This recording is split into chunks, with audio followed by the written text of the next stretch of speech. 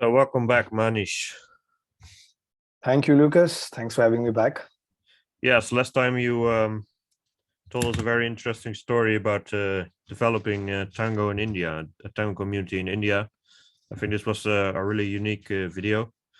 And this time we want to talk about some other things relating to tango. But can you please give a short introduction of who you are, or like a summary of last time, so that people understand what it's about? Yeah, I'm Manish Dharmani and I'm based in Pune, India. And last interview, we mostly spoke about tango in India in general and specifically in Pune. It's a small, warm, friendly community and who's trying to, who's very enthusiastic. It's a young community and eager to learn and eager to dance. And briefly, also wanted to introduce that how tango in India is a new scene, like it's just a 10-year-old history to tango, 10 to 12 years, And yeah, I think we spoke more about how we work in community and how we develop our communities through different activities or projects. And it's something quite inspiring, like for a lot of them when they hear or when they ask me, like, this tango in India, or you dance Argentine tango to classical music. So for some it's already quite a surprise. And yeah, I would just like to say that there are far in India, in Pune, there's a place where people are really passionate about Argentine tango music.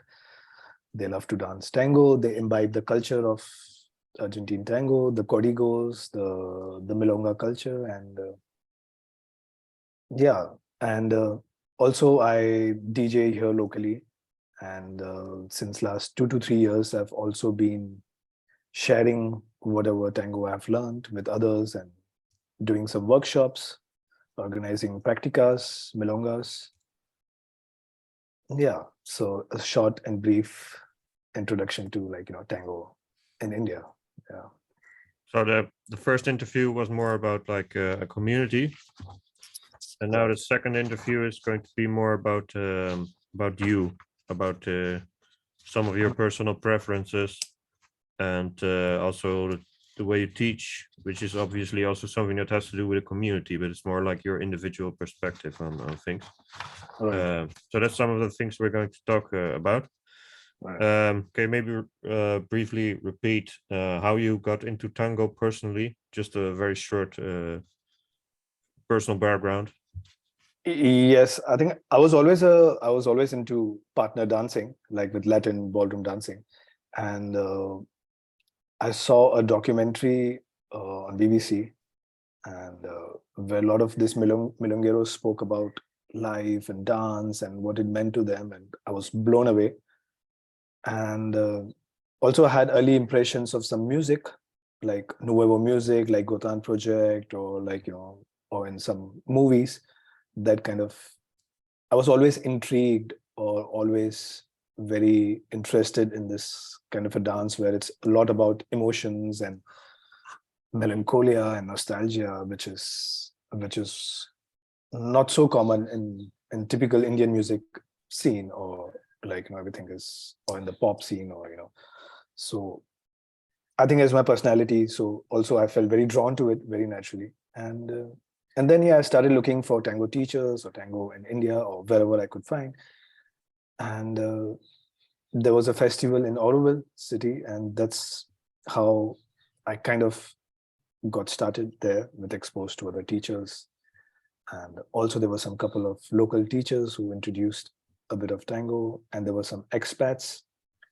Like there was this lady from Argentina who was living in Pune, and she danced tango, and that was like my first impression when I went to that evening and I saw like she's dancing, and the way she was talking about it and encouraging us to dance. I was like, wow, I want to I want to learn this, and yeah, and since I've been dancing other forms of dances, somehow after some point I lost some interest in them, or I didn't find much depth in them. But when I got introduced to the idea of tango, and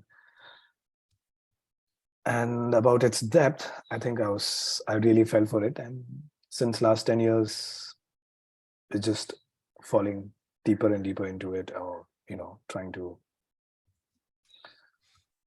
live this side of life. Okay, I think this will help people understand the rest of the interview and some things you're Yes. going to say about yourself and dancing tango. Right. Um, so first, I wanted to talk about something else because you mentioned that previously you had your 10 years festival in Pune. Yeah. So can you tell me something about this recent experience?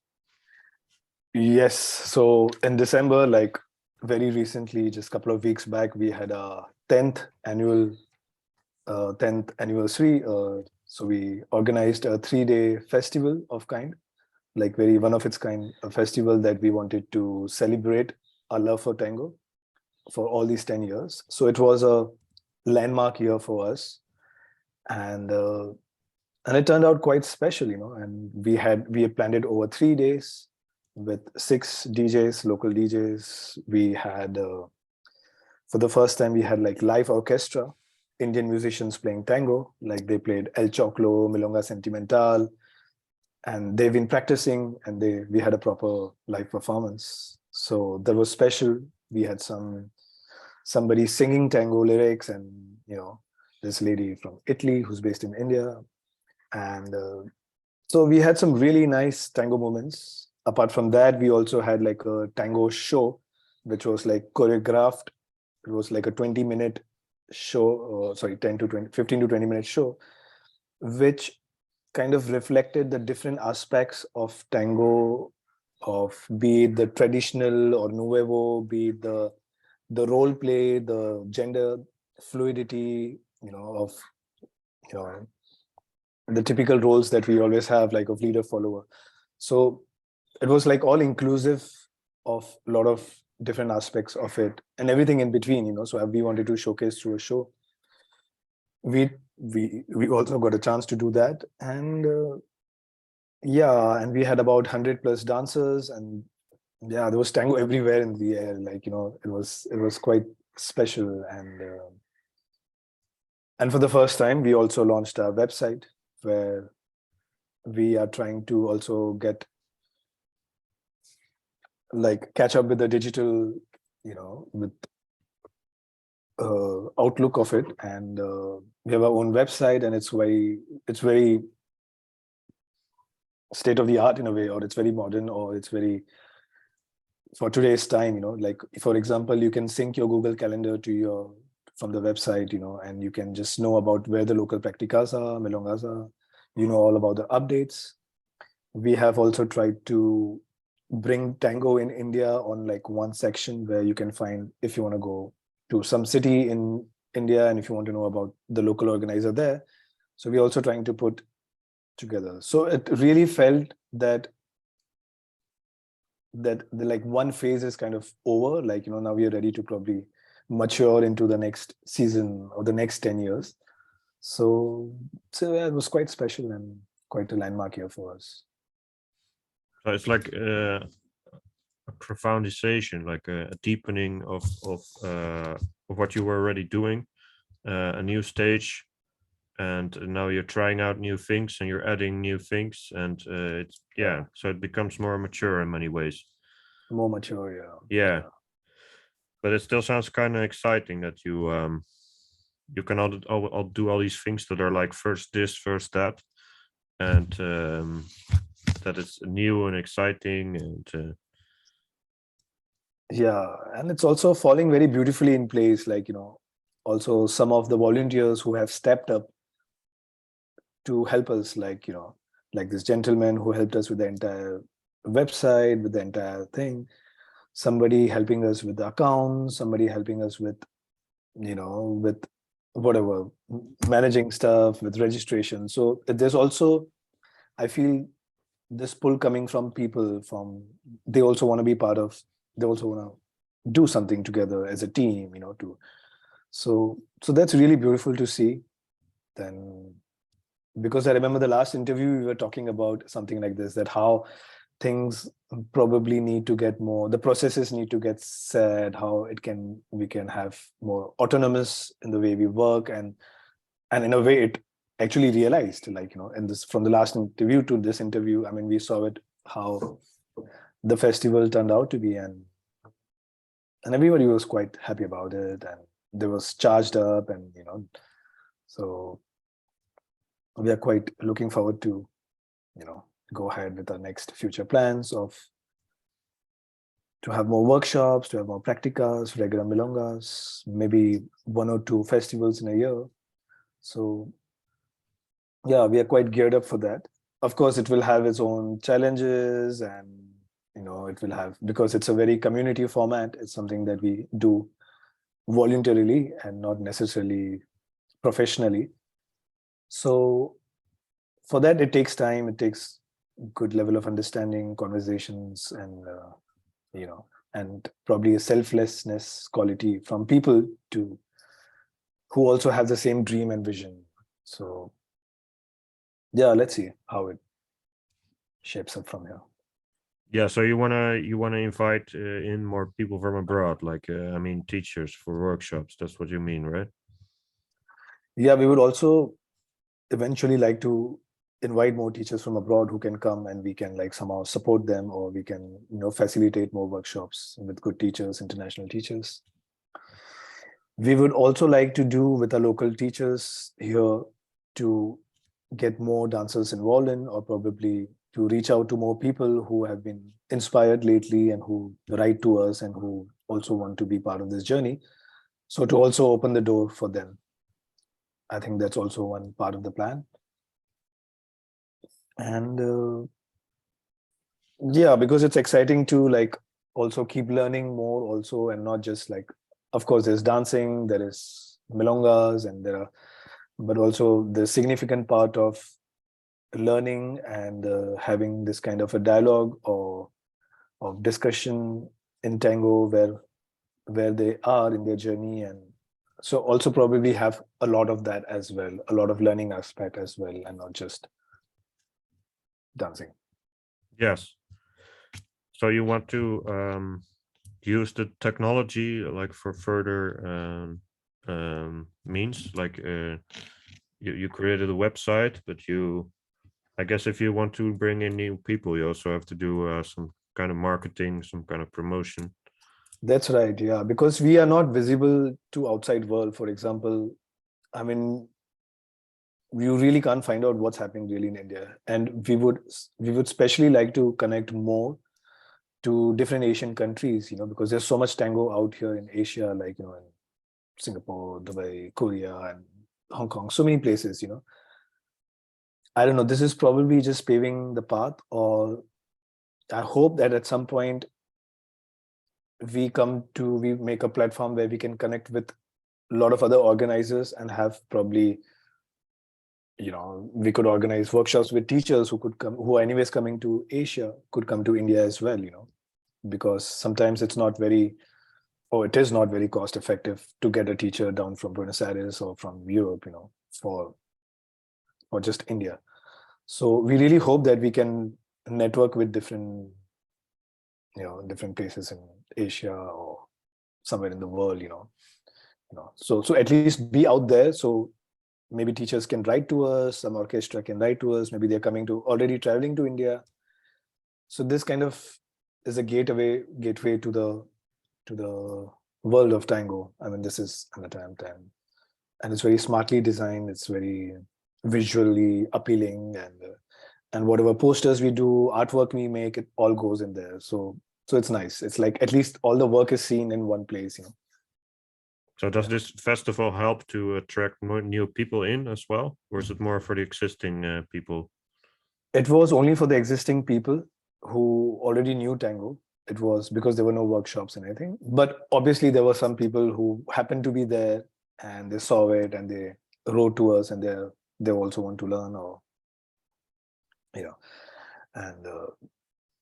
and even the venue where we had, or where we were doing it, they were also like the staff in the hotel, they were also quite, it's like, what is quite pleasantly surprised, or like quite overwhelmed with the entire tango experience. Yeah. So I mean, I had to see the reaction, how they were, and like, they were just in awe, and like, because for them they are just local Indian guys, who don't even know, like, what. So it was interesting to see their reactions.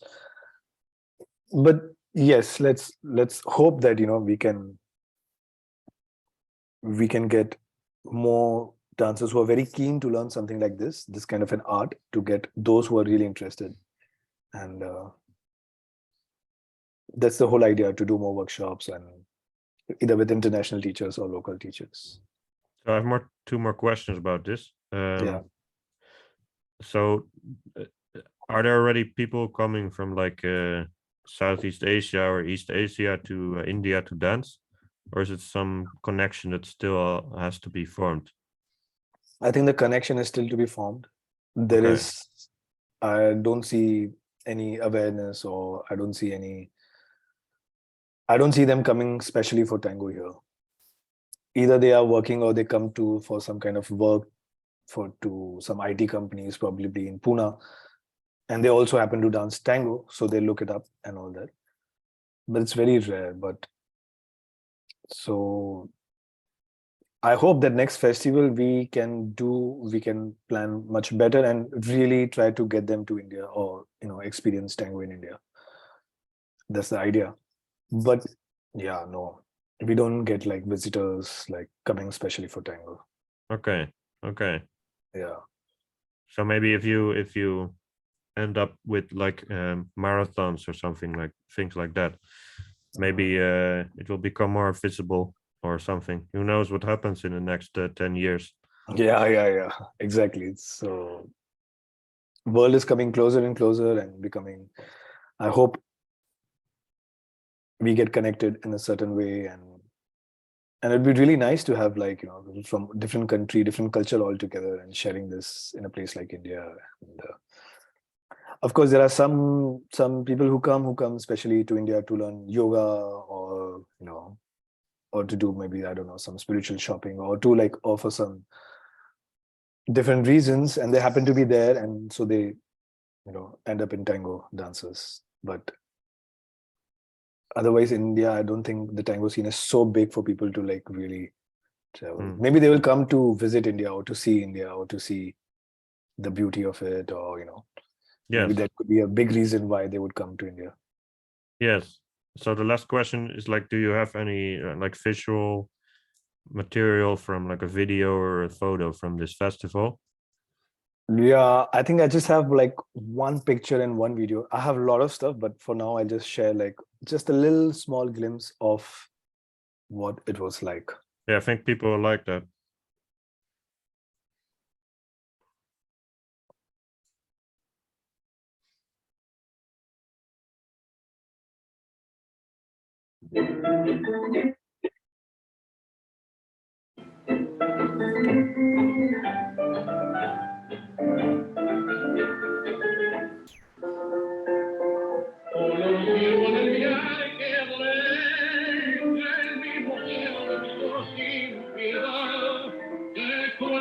Fue para mí verdadero sí, gran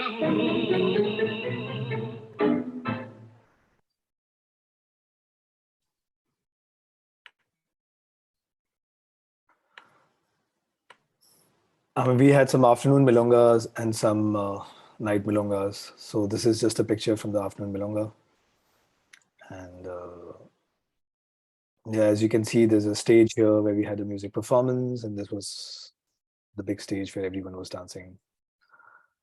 Yeah, it was interesting mix. We had some travelers coming from US, like Indian Americans, like seasoned milong dancers, like who were also present here. So is this a normal venue you have? No, for this event, this was a special venue that we. Okay. Yeah. It looks good. Yeah. I also like the visual promotion. You have the sign saying Pune Tango Community. Yeah, like we had an entire visual design, communication going everywhere with the flags, with the, yeah, I guess we are quite savvy, or we are very active on Instagram, with our stories and Okay. with our posts and that kind of engagement content we have. Also because most of them are on Instagram. So I guess somehow it works better there. Yeah. Okay. Well, that was interesting. Now let's talk a bit more specifically about you as a dancer, more personally. So can you tell me something about like your identity as a dancer, your style, some of your preferences?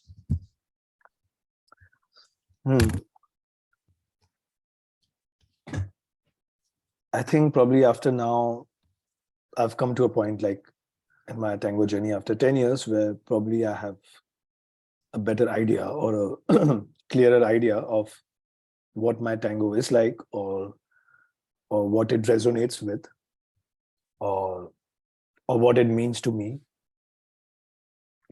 And the answer I go to, or something that I lean more towards, is this whole idea of how you can really express yourself so elegantly. You can become so like one with the music, or what you feel inside, or how you can, I don't know, go into the state of where everything kind of connects together energetically, with music, with people around you, with your partner. And that moment is something, of course, like magical, or it feels really amazing or more satisfying. And so of course I lean more towards the whole experience between the dancers. And I subscribe more to the idea of moving more organically, creating moments, or not putting too much effort to do something. And that kind of, I like the whole, that school of thought of being effortlessness, of bringing the smooth quality of, to be able to express complicated stuff, but in very subtle ways. I think this really keeps me so engaged into it, and I want to really develop this more. So if I have to choose the kind of style of tango it is, I think it has to be something very healthy for my body and mind. Like even for my body, how I feel after it, it's very important for me now. So whatever tango I'm learning, or I would love to learn, I think it will definitely be something that makes me feel good in my body, and yeah, lets me express just the way I feel at that moment in music. So yeah, I think I feel more,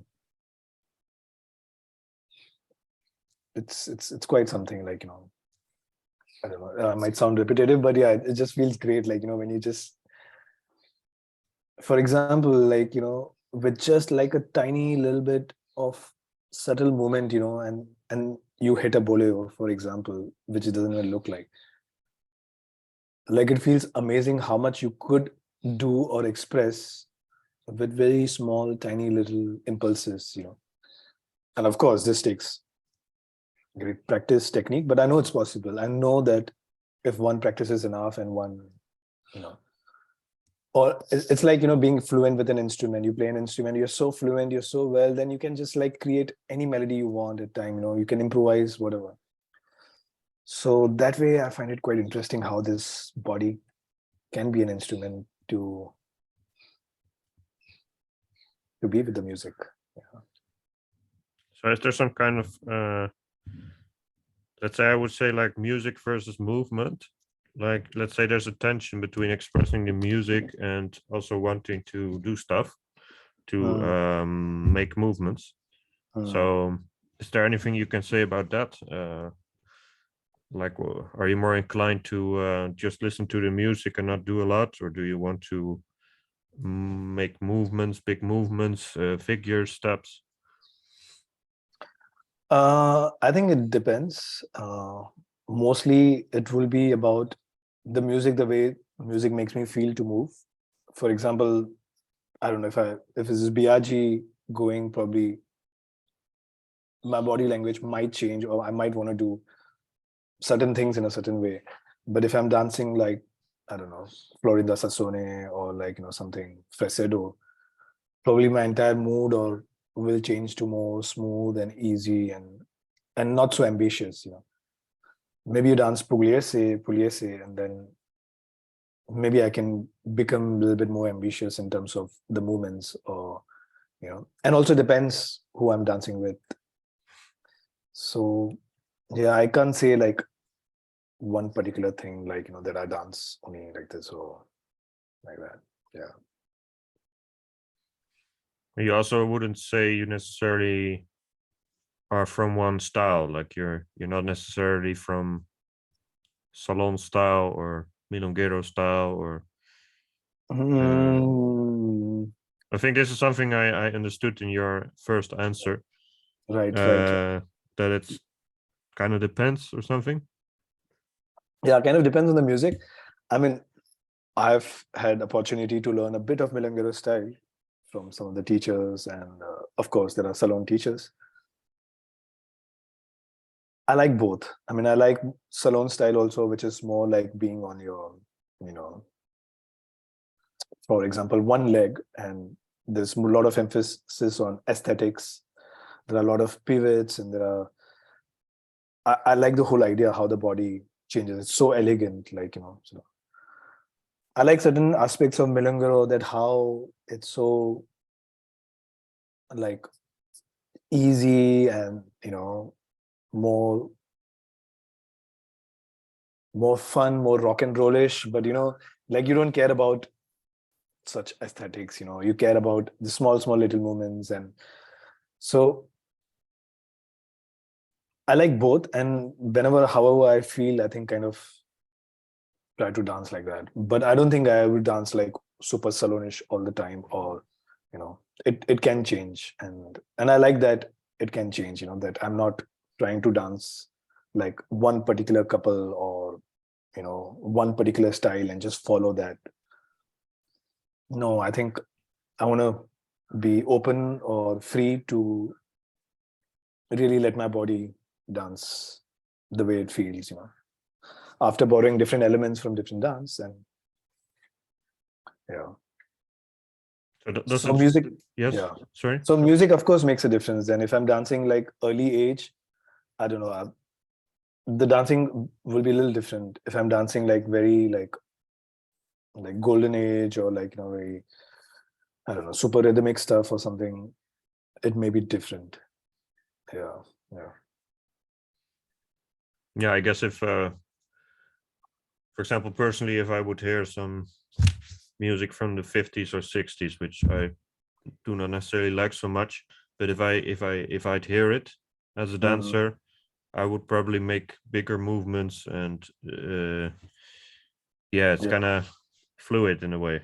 Yeah. So when I'm dancing, I actually don't like to think about should I be dancing like this style or that style. I just let it go and let my body just, because it's everything is there inside, I believe. And if you just let your body go, it will automatically probably adapt or dance the way it feels like, Yeah. Yeah. And I also recently we've been also sometimes we dance on alternate music, which is really not tango music, but it has certain elements of nice musical elements, where also you would like your embrace to be very fluid and very like, where you lean on each other, or you go like, against each other, like really trying to play with that entire body. So that's also something at times when we practice, we try to dance a bit more like all your colgadas, volcadas, and off axis, kind of movements, like where it is really stretchy and all. probably that music kind of goes well with that. So maybe I haven't worked so much on that front, but that's also another style I feel is also nice. You personally feel like it's not really a difficulty to be switching between styles? Not really. I think if I'm dancing to alternate music, then probably I would use like a different kind of set of figures, or that I would like really open up more, and I would use this lot of pull and push in my embrace, or but if I'm dancing like something more golden age or more like early, then probably I wouldn't like to open the embrace at all, so it depends. Yeah. What does the embrace mean to you? Oh, interesting.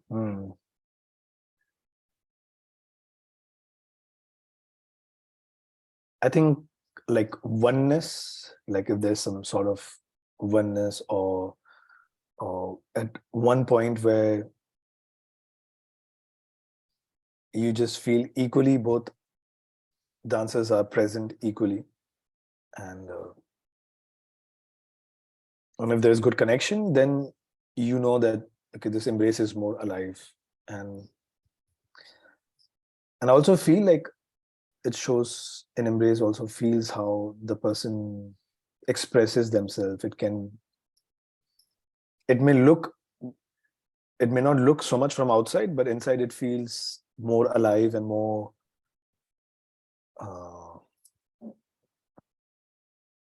like full of music. Like somebody's like a balloon is filled with something, like so like something is filled with the music, or it's so this embrace is more of that experience, or how I feel that. I don't know, maybe it's not the right kind of construct of words, but it's difficult to put a right face to it. Yes, it's not very concrete, but that's also has to do with things like connection in tango. Like you cannot always describe well what's going on. Yeah. But I also feel like sometimes embrace, you feel that somebody who wants to hug you or wants to embrace you, you can feel that. And you can also feel that somebody is dancing with you but doesn't want to embrace you as well, even though both may look very visually similar. I think this want of wanting to really hug that person or embrace that person or really be present is something you definitely feel it. And I think that's what embrace to me. I think mostly that really wanting to dance with that person, or for that moment really committing to that dance and to your partner, for that 12 minutes. So does that also influence how you dance? Because it's harder to do big figures or things that are kind of open if you need to open the embrace. But right. Yes, it definitely, I think, affects how. Yeah, maybe you just like sometimes like you enjoy the embrace so much that you just want to do tiny little things and just walk and just do smaller, simpler things, but if someone doesn't really embrace you with that intensity, but it's more like playful, like let's dance, and then you know that you're in a very like a playful mode of like of how much I can like be more playful. It's not about so much about the intensity and the experience of embrace, but it's more about what's the mood. So it kind of sets the tone or the mood of the dance, the way in the beginning, the way two people embrace. But does that influence whether you open the embrace or not? Because I believe that in some ways you like also dancing a bit more with space or open.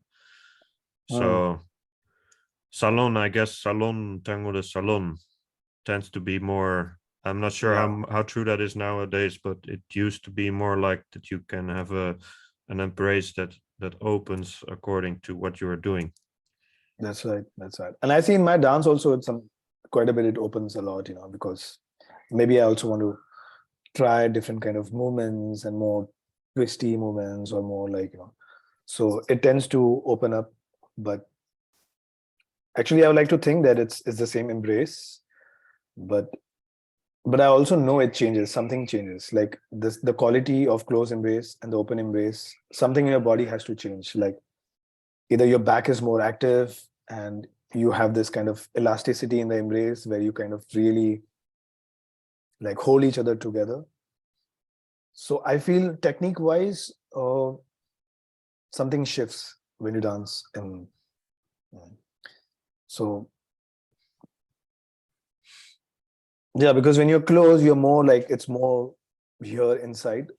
But when you're more open, I feel it's more like outside and how you use each other embrace to do like whatever, Kalasita or Black Sakada or whatever. So most of the times probably I would open embrace and I would try to do different things, and if probably I'm dancing with just a beginner or somebody who, I'll try to keep it simple and just like, do simpler things and not try to, I realize I might be throwing some questions at you that are too difficult to answer, but this is what comes up. Like, how do you, as a leader, as a guy? So how maybe it's impossible to answer, but how do you like feel, for example, that it's okay for you to open the embrace?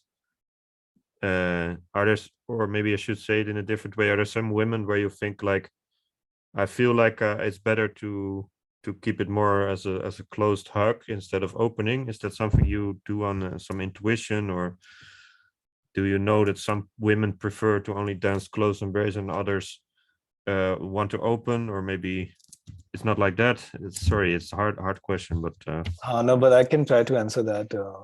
Also, as I said, we have a very small community of dancers, and we dance pretty much with everybody and all our milongas and all that. So in a way, there is some kind of tuning. We know like with whom you dance with close embrace, and there could be followers who probably don't like to open, and you can sense in their body. They may not be very obvious, but they keep it close, And then, but at times you just want to open up well and also have that great technique even while opening without compromising the quality of embrace. So I think you sense in the partner whether you want to open and close. But I guess as a leader, sometimes I feel the need to open the embrace or to suggest in my embrace that I'm going to transition into open embrace, like, maybe from a nice side step, probably like, I slide back to open embrace, like establish that and then do the next thing, like, like, so probably I look for some transitions to suggest something that, hey, like, maybe I'd like to open up and do something.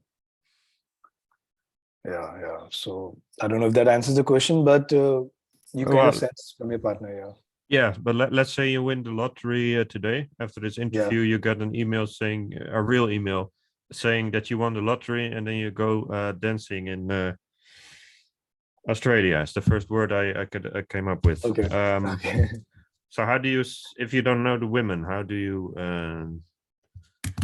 determine what you can or cannot do? So these questions might be a bit far-fetched as compared to the objectives of this interview, but who knows? If you find it an interesting question, you're free to answer it. Otherwise, we can move on.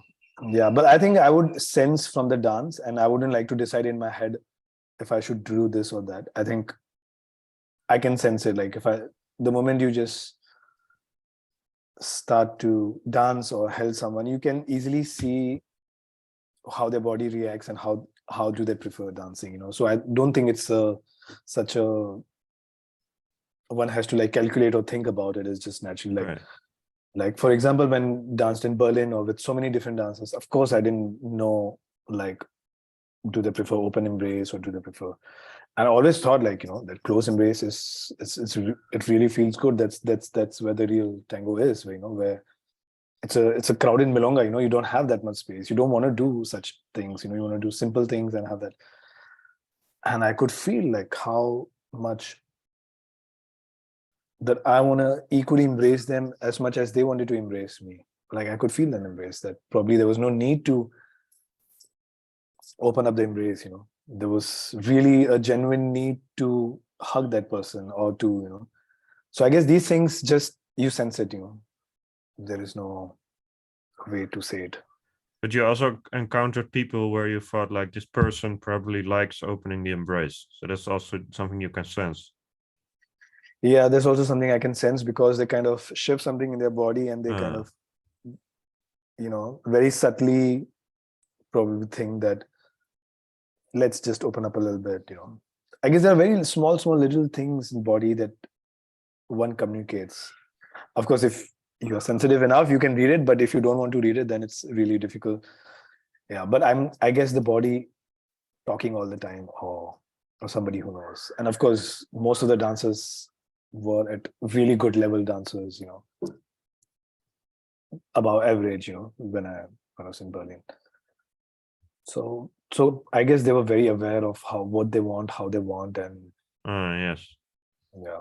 But tango is full of non-verbal communication, right? Absolutely. You don't know, like you can't decide one particular thing, just you have to sense and see what feels good for you. So now that we have established like your style, your preference, like do you have like certain ambitions as a dancer? Like do you have some plans, something to expand or? I think definitely the first thing that comes to my mind is that I would love to travel whenever I can to wherever places and dance with more dancers, with different dancers, and because I'm very curious that how differently I would dance with somebody and how much or how whatever concepts that I have, is it also being translated like that? Can I also expect the same result like that? Probably here I'm too comfortable with so many dancers, we've dancing over the time. So we have arrived to a common, like, we know there's a better understanding, but I'm very curious that how the dance will be like, and to genuinely meet, more dancers and to dance with them and to, invite in their culture. Apart from that, traveling is one. I think also to focus more on our practice and to come up with our own methods and exercises that we can teach here, because I think the best way to learn is if you teach, in a way. I mean, because the moment you start to teach or start to share, okay, teach is a very strong word, but start to share something, probably you have a much better idea about it, or you will think about it, or your students will make you think about it, or they will ask questions at you. So this investigation is something very interesting. Is something that is gonna form our foundation of tango, or our concepts of tango, or what we really truly have experienced. And we want to speak from our experience. We want to share from our experience what really works, what not. So I think this is one part where we would like to work on that. Also, I have some plans like to do some nice online content, to do more engaging content. Could be videos, could be shoot, could be something conceptual. So I think that's also very creatively fulfilling. For your own audience or internationally or? Yeah, just on Instagram or like, all over on social media. Okay. Yeah. And also when we come up with topics for the class, or we want to make it creative, even the name of the topics or the creative, like, it needs to be more like, we really like it to make it more creative and interesting, so yeah, I guess this whole creation part is what I feel mostly being engaged in, and that really pushes me or inspires me to do something more. So maybe I could summarize everything you said in the last few minutes as that you're teaching, it like reinforces your own dancing Is that true? Like Yeah, it feeds into your future self, what you're doing, trying to teach others. right, right. Yeah.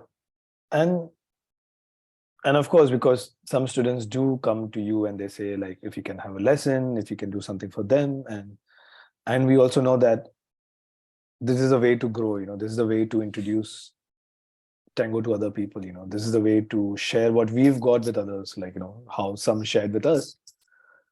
So this is a beautiful way to connect with people and to talk about tango and to have discussions on tango. I think it's a beautiful space to be in, though we are not doing it so actively or so, but that's the plan, to be more engaged in this space from next year. Okay, so last question about you personally as a dancer. Yeah. What do you actually enjoy about dancing tango? I mean, I think you've said some things already, but let's see if there's something more we can establish here.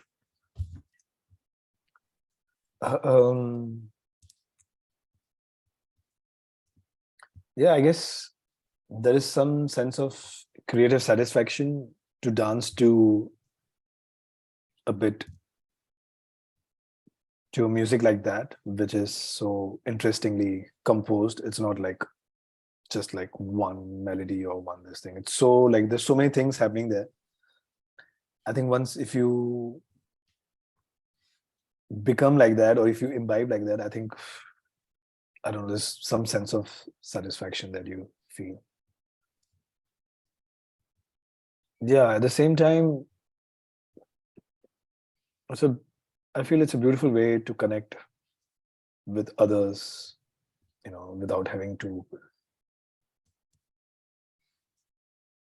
talk all the time or without having to exchange words all the time, because I feel there's so much limitation in our speech and words that probably we can't say and express. So I feel that way I feel more complete, or there's more sense of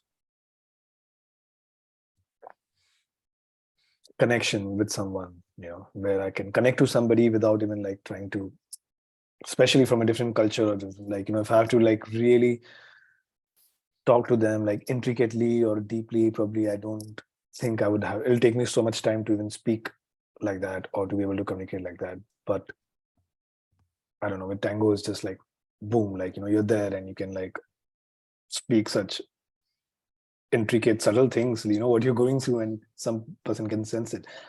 So I think, yeah, overall, yeah, of course, more things I've already spoken about, of this whole culture of people coming together and having to be engaged in a certain activity gives a sense of direction and purpose as well. And it's not just socializing, or it's not just meeting people, but there is something that binds everyone together, and that's beautiful. And now that I'm thinking about it, that I think secretly I also would like to create a vibe or create a space like that where many people or many dancers can come and can feel this and sense this and can be together, can feel this sense of like, togetherness, not just with your partner, but as an entire, all dancers on the floor, like, that probably we are all kind of in the same spaceship or something. And like, I think that's something quite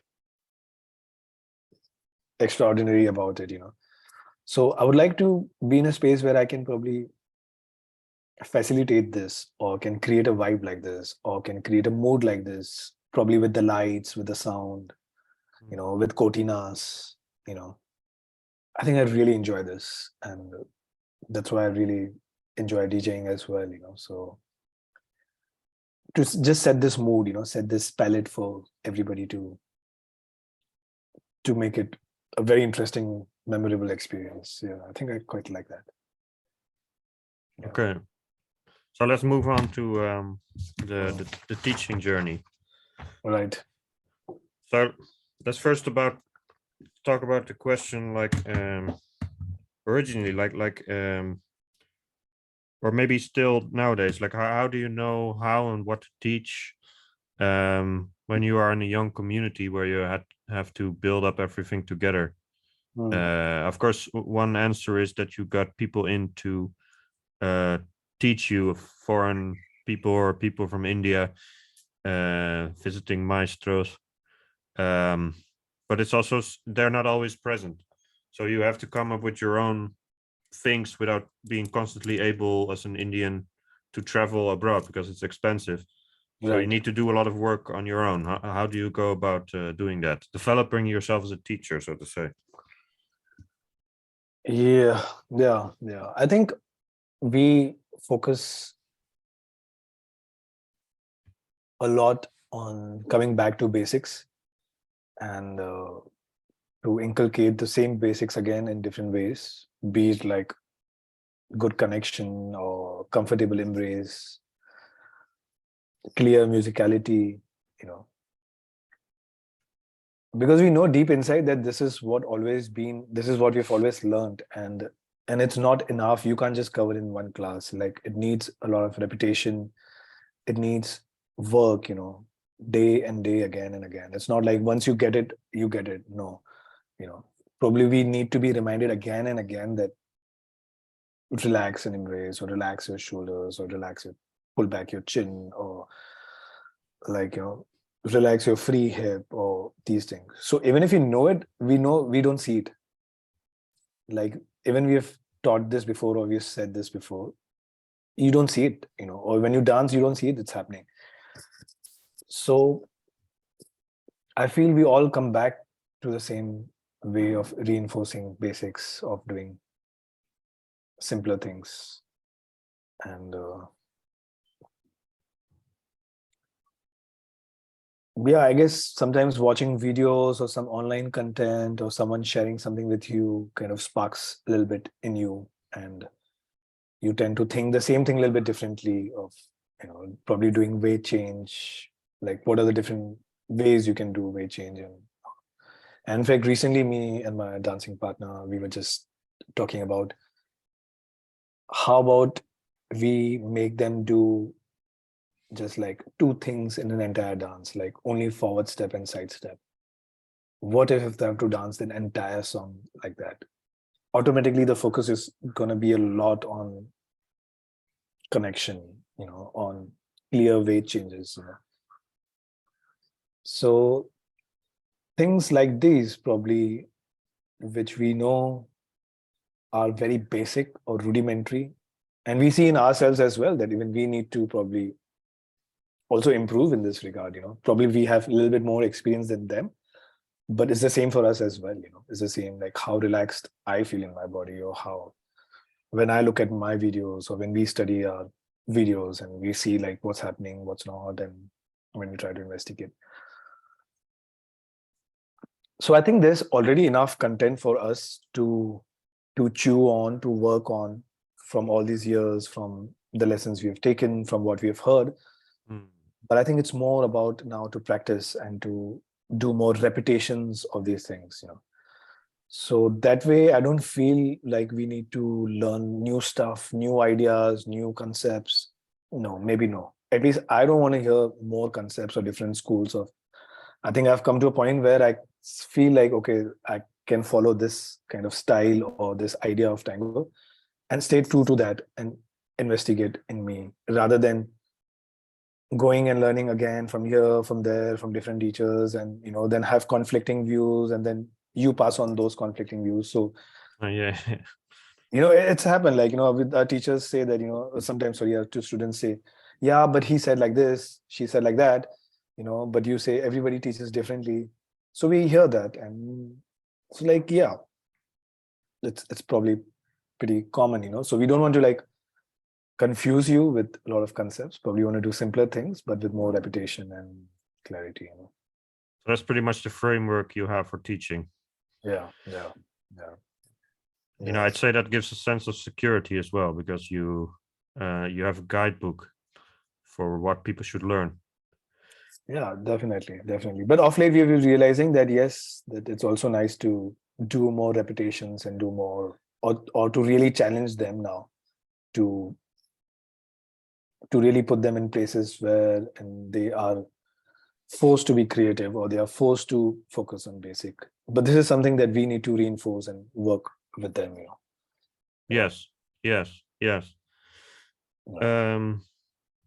So you talked previously about yourself that you kind of combine styles, so to say. So it's more like styles according to your needs. So is that Right. also something you do with your own students? I think especially if we are talking about doing a special musicality session and all that, I try to, or we try to explain that how the intention of music has changed through the years, how the music in 20s, 30s sound or feel different than 70s, 80s.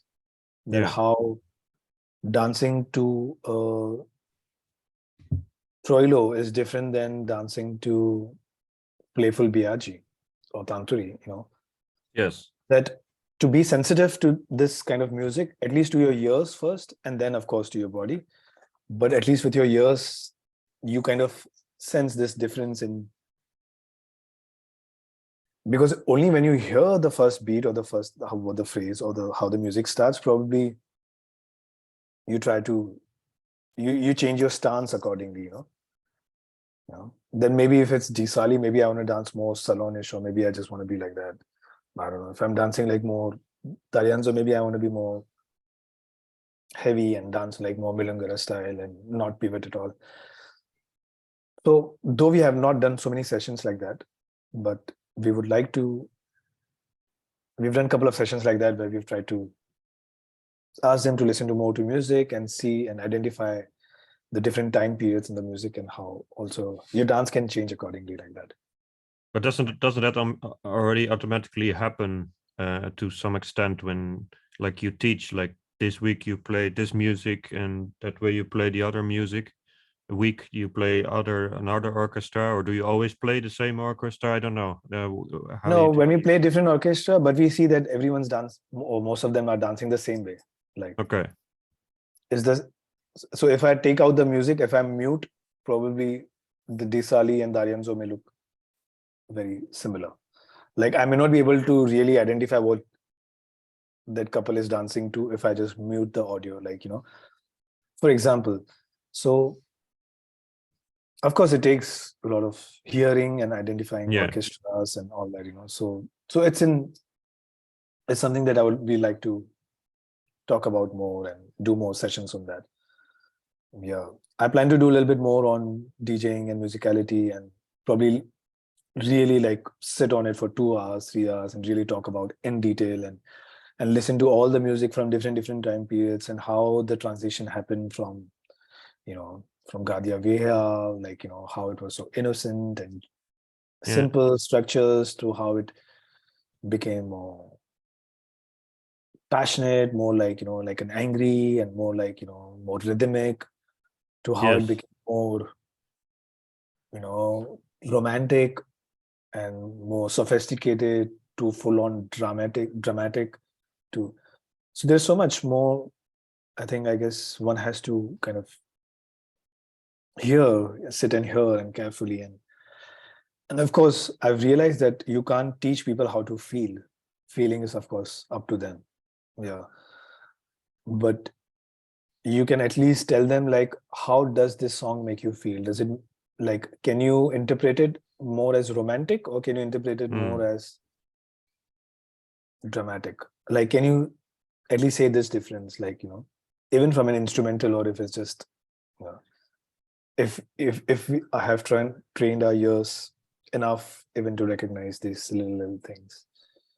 And I don't know, it's not like an absolute way of doing it, but I feel it's nice to see which time period is playing and how it feels, what is the mood of the song, and who you dance with, and how differently you dance with. So one Yeah. thing you mentioned to me previously that you would like to discuss is that how you can kind of make the people who dance in your lesson like a healthy way of dancing, like Yes, yes.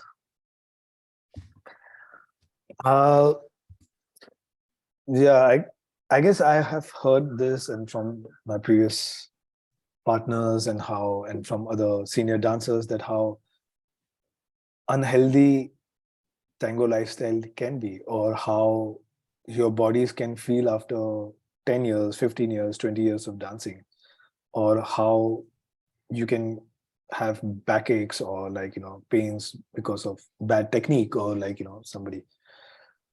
So when you hear all this and we know that if this is what we want to do for the rest of our life, we have to really take good care of our body and not strain at any point. So somehow subconsciously or from these conversations,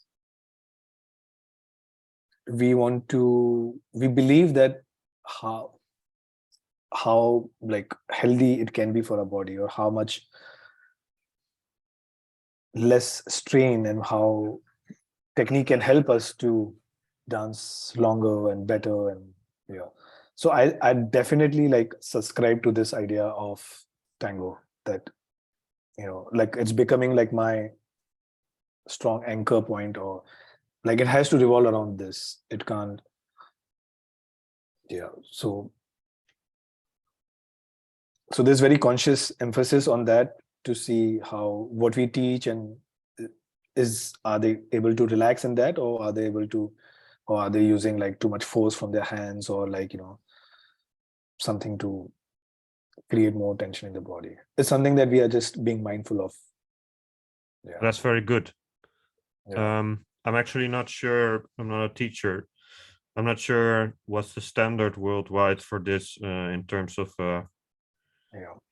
I've heard one teacher, one friend talking about Alexander technique, and how you always keep your spine straight, and your from Mariano Laplum. Yeah, I met him, our teacher, and he was trying to imbibe this Alexander technique into this, which is nice. I mean, somebody is like dancing, thinking a lot about your spinal health and a lot about movements around that, and especially for women who wear heels all the time, and I see after some point it's not easy to wear heels all the time, and it's not healthy. And now some of them have started to dance in flats. It's like probably we don't care about all this heel culture, and we are not used to it, and we rather dance with flats. So when you dance with flats, probably technique could change a little bit here and there. So it's nice that even followers today are like consciously choosing comfort over culture or heels. So I think there's some awareness out there for that. But if you teach, so in your typical lesson, group lesson or private lesson, you make sure that people pay attention to not doing unhealthy things technically. Yeah, especially with leading ochos and boleos and using too much of arm strength to execute something. So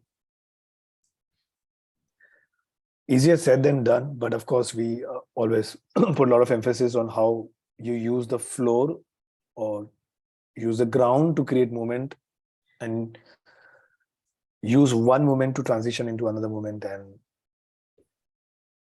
But then again, this needs, I think, more training. I think for the time we have taught, or little time that we have, I don't think we have extensively worked on this, but it's something that we are just mindful about it. Maybe in future we will have to emphasize this a lot, of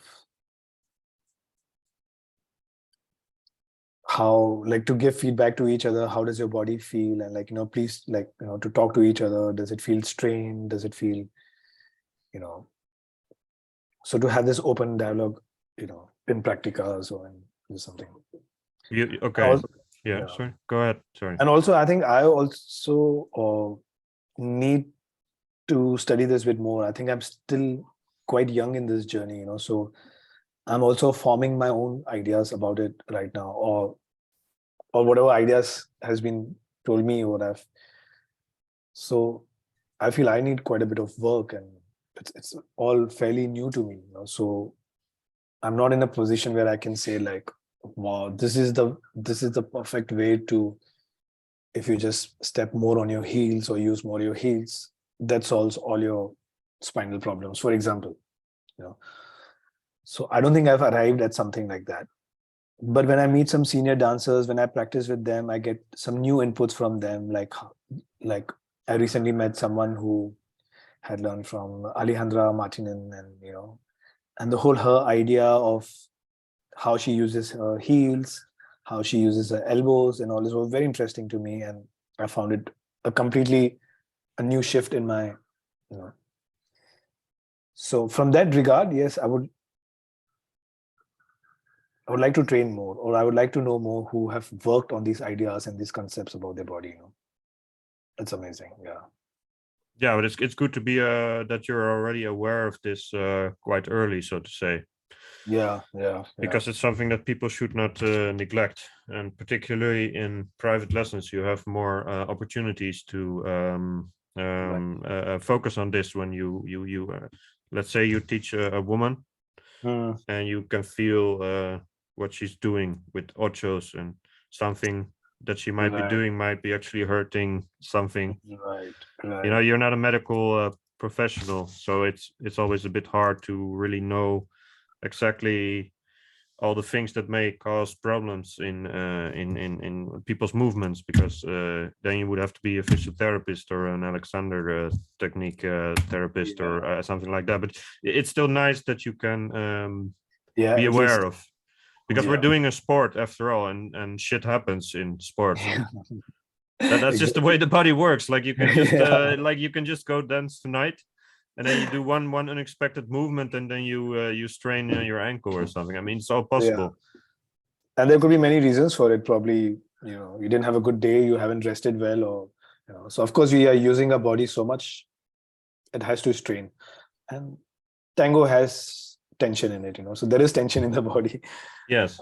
So it's kind of funny, like, we're talking about having this tension, but at the same time being relaxed, it's kind of very interesting. It almost sounds almost like a bit of a yoga approach to absolutely tango. Very yoga, very zen like, very tai chi like, or very, like I also discovered this Japanese dance called as buto, which they have their own invisible technique, and the whole philosophy of them is also intrigues me a lot. Like, how, for example, for 5 minutes, I would be just going from just be moving like from here to here, or I might take 15 minutes to just make one small movement. That means there's so much happening at just your neurological level, at your skin level, so intricate, like, so like imploding inside, So when you hear all these things, that, wow, like there's so much more to this, So yeah, there's another interesting aspect to it. I guess it's like a lifelong discovery journey. Yeah, absolutely. And you are so invested in tango that's likely that you'll keep going for quite a while. So then you just keep deepening your understanding of these things, not just of the dance and the figures, but also of everything else that has to do with yeah.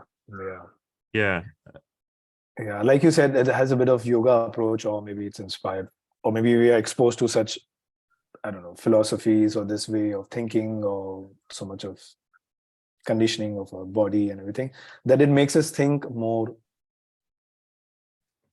holistically, Yes. Do you have any personal experience with yoga? Yeah, I've learned yoga for a few years, and I've learned from different teachers and tried to imbibe. So at least I don't practice every day, and as much I would, somehow it's not happening. But the whole philosophy of yoga, and what they're trying to say, what they mean, and how, and when you read more about it, it kind of feels there's much more than your body right now. There's much, like, if your consciousness is just about this body, this hand, this face, and that's it, then you are so much in your body and so much in your, but the more you try to, expand your reach or consciousness, there's so many more elements you're interacting with, and I guess there's all these studies talk about that in different ways and all that. It's quite interesting. I mean, if you are interested, I would definitely recommend you something and would like to share something with you on that aspect. Okay. You mean with outside yoga, with philosophy of yoga and yes, but I understand that it's not something you have ready right now. That's something you would have to look up afterwards. Yeah, look up afterwards. Something I'll share with you probably later. Okay. Yeah. So I think this is already the last question. Time flies. Oh wow. Yeah, I guess we have already discussed some of these things, but like something like how do you keep teaching interesting for yourself, or like so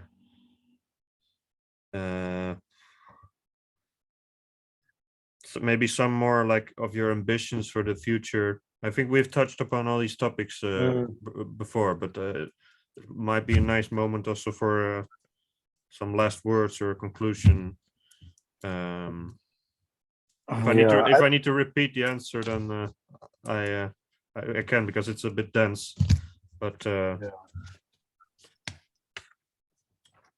I think I would like to really package all this information or whatever we've learned and whatever we spoke about and the ideas of tango, like very creatively or nicely. For example, Daryanzo meets Disali over a chai. Chai is like a tea, and they are talking about something, but you'd also teach them how Disali is different from Daryanzo, like just an example. Or what do you do with your hands, like, or what men want or what women want, like titles like that, which also kind of, you talk about tango, but you approach it more creatively and more. I like that whole aspect of coming up with topics and coming up with this, whole idea of it. And yeah, but ultimately we know that it's the same thing that we're talking about or teaching. It's just how we can facilitate this and not really jump to tango immediately, but like come back a little bit before, for people to even be aware of their body or of their surroundings, or in general be more in your body and be more aware of the space around. And that can be attained through nice different exercises of just going around the space and just sensing everything and all that. So I guess this is also part of the plan, to come up with interesting exercises like this, where it's not about tango. I mean, it is about tango, but it's not directly, we're not jumping into the technique of tango walk and all that, but to bring more sense of awareness, or to, like, for example, two people just kind of looking into each other's eyes, or trying to sense something in between, or trying to really walk towards each other when you feel that this is the moment to embrace, like these kind of sensitivities, these kind of things are so interesting, which is imbibed in tango, so I don't know, I wish that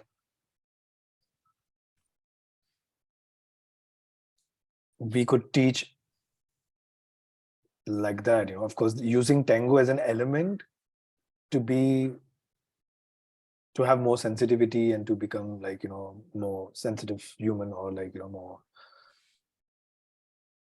just more sensitive in terms of with the music, with the vibe, with the people. And yeah, it's nice when everybody in the room is very conscious about something or are sensitive to something. there is a very clear, focused vibe. Like you can go higher or you can go deeper, but if everybody is everywhere and like the mind is like, I don't know, somehow you don't feel that we are kind of arriving together, coming together. I don't know if even if it's supposed to be like this, but it's nice when it is like that. It feels really some sense of unspoken togetherness, or some kind of like a string or a thread that is holding everything together. So yeah, we would definitely like to facilitate more interesting exercises that increases your general body awareness and sensitivity. Because I understand that your partner is just as ambitious as you. Yeah, she's as ambitious as me. Wow, that's a great combination, man. Yeah. I'm very happy that I can work with her, and she has her own set of ideas, and she comes up with her concepts or what she wants, and that kind of, it's a nice teamwork. Then we can like really, I take care of certain thing and she takes care of certain things. Yeah, so we kind of divide our work. Like, for example, she would do all the stretches and all that, and I would probably do more musicality bit or something. Like slowly we are getting to know who can facilitate what more, and so again, it's a young partnership. As I said, we've been teaching like only since 2-3 years, and for us itself is a practice to really understand what we are doing, what we are teaching, and how much are we imbibing into it. So it's an ongoing task. Yeah. I think it was very interesting to hear about these ambitions, because they are kind of in line with what you already said about how you guys as a community enter a phase of further consolidation. Right. And I also see the same with you as a dancer, and then the same with you as a teacher. So it all seems to be connected. Thank you. I also feel like probably this interview was more about really my personal experience, or really what I think, and I really like that I could just share. Of having said that, I still feel that I'm limited in my own ways, and this could be just one way of interpreting whatever you've learned so far, whatever impressions have been casted on you. So we don't want to get into any absolute way or one way of dancing or teaching, or letting dancers learn this one particular style. I hope we stay versatile, and we give more like tools to express yourself, rather than asking you to just dance in a one particular way, or just like so we are learning as much as anyone else. I think you've already accomplished so much in 10 years. Thank you. That's nice to hear. Because this interview also showed that because you can interpret the situation like this when you have been dancing for, or having a community for 10 years, that you can interpret it as something mostly superficial, because there's no depth yet, which is logical. But still, at the same time, especially after this interview, I feel like you have thought about it so much, and you have so many things that are already set in stone, like they're good habits and they're good thoughts, and they will further nurture this community in ways that will turn out to be great results in 10-20 years, even if maybe you're not around anymore teaching in 20 years, but there will be people who pick up the thread at some point, and they will reap the fruits of what you have done in the past. Of course, I hope that you'll still be teaching by then, but you never know how life goes, and you might have different interests by then, but there will be someone inheriting your work. And that's what's so great about it. You take inspiration from other people and from people abroad, like Mariano, for example, but you also develop your own things, and then you create this unique identity that's already much more established than I've maybe thought it would be, because you were relatively new, but still it's very profound. Thank you, Lucas. That means a lot, and I just feel super grateful that there were a few mentors and teachers who also gave us very generously, who genuinely wanted us to like grow in tango, like, be our mentors, like Adeline, from Berlin, and Bruno Rossio, and like, Pino, Katrina, and our Greek teachers, So all these teachers, whoever came, they really gave so much, and they really genuinely wanted you to know something. We like felt so much, like they gave it so much, care and love and passionately. I guess that created a very strong impression, and very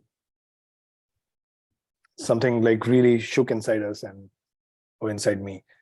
And so I've just probably let it become, I'm just probably an end result of whatever I've gone through, like anyone else, like, like, so it's nothing special. Probably I'm just a result of yeah, all these encounters and all these beautiful people who came in my life and who gave generously and who kept always tango first. And yeah, and who especially those ones who motivated you and pushed you a little forward and gave you a little confidence, like, yeah, it's okay, go ahead, do it, like, I think I'm really thankful to them, and you for definitely putting it out there, and like,